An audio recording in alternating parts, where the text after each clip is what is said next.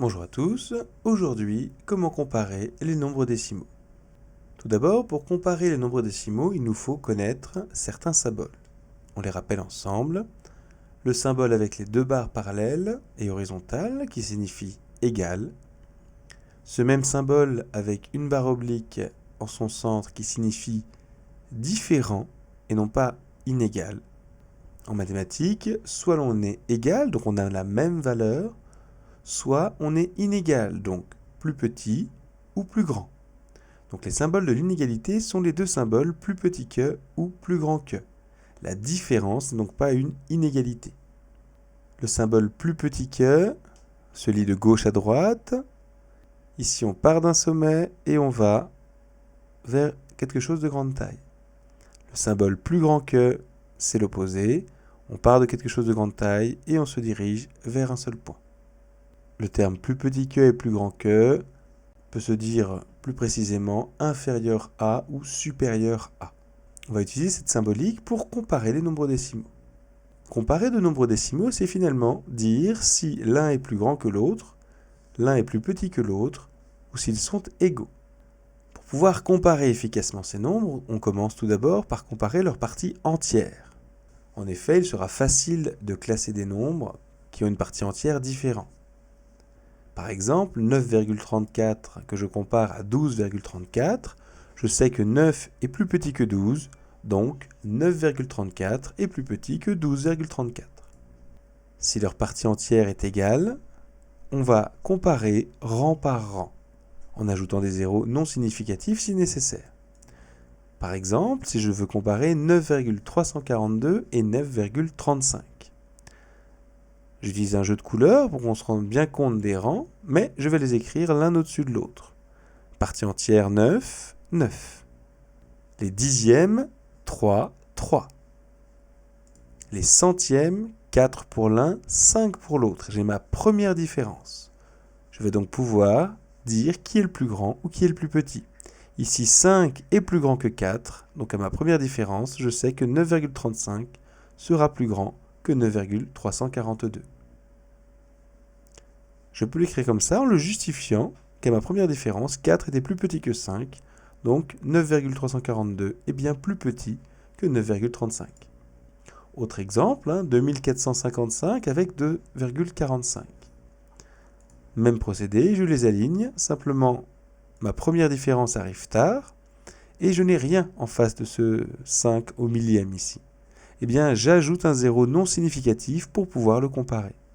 Ainsi, 0 ici est plus petit que 5, ça me permet de justifier que 2,455 est plus grand que 2,45. On peut dès lors classer ces nombres dans l'ordre croissant ou décroissant. On rappelle, l'ordre croissant, c'est du plus petit au plus grand. On peut penser à la croissance de quelque chose. Croître, on dit d'un enfant qu'il est en pleine croissance, c'est parce qu'il grandit. Donc on va du plus petit au plus grand. Par exemple, cette suite de nombres est classée dans l'ordre croissant, du plus petit au plus grand. L'ordre décroissant étant l'inverse, donc on classe du plus grand au plus petit. Si on sait comparer les nombres, on peut également les encadrer. En mathématiques, encadrer un nombre, ça veut dire l'entourer de deux nombres qui sont proches. Le coincer finalement entre deux valeurs assez proches. Par exemple, si je prends le nombre 14,634, je peux dire qu'il est entre 10 et 20. J'ai donné un encadrement. Mais je peux également dire qu'il est entre 14 et 15. Je donne un encadrement plus précis. Je peux continuer entre 14 et 15. Si je détaille encore plus, je vais pouvoir encadrer 14,634 entre 14,6 et 14,7. On peut encadrer 14,634 entre 14 et 15 si on est à l'unité près. C'est-à-dire, il y a 1 d'écart entre les deux nombres qui encadrent. 14, 15 se suivent à l'unité près. La valeur plus petite sera ce qu'on appelle la valeur approchée par défaut. C'est proche du nombre que j'encadre, mais c'est en dessous. J'ai fait abstraction de la partie décimale, c'est une valeur par défaut. La valeur la plus grande sera ce qu'on appelle la valeur approchée par excès. Je prends la valeur juste au-dessus, donc c'est une valeur approchée par excès. on va dire que 14 et 15 ici, qui encadrent mon nombre exemple, sont consécutifs. Consécutifs, ça veut simplement dire qu'ils se suivent. À l'unité près, 14 et 15 sont consécutifs.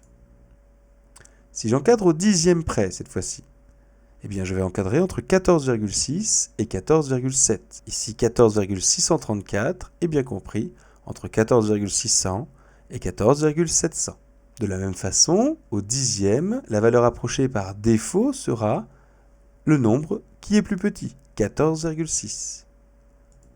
La valeur approchée par excès, le nombre juste au-dessus, 14,7. Donc par excès, c'est au-dessus, par défaut, c'est en dessous.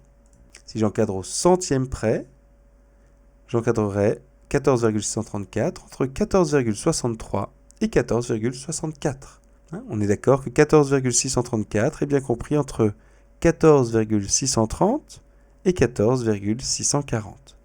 Je peux rajouter les zéros non significatifs pour bien comparer les parties décimales.